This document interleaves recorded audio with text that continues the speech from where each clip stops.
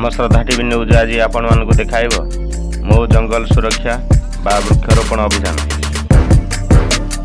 तेबे आमे कहूछु नयागढ़ जिलार कोणिया ब्लॉक अंतर्गत आदर्श रासन पंचायतर आदर्श गाँ पटियापल्ली कथा। तेबे आसंतु समूह मिसी श्रद्धा टीवी गढ़ी मो जंगल सुरक्षा ग्रुप रे जॉइन करवा और गछ लगाइबा। तेबे जाई जल और अम्लजान अभाव मुक्ति पाइबा।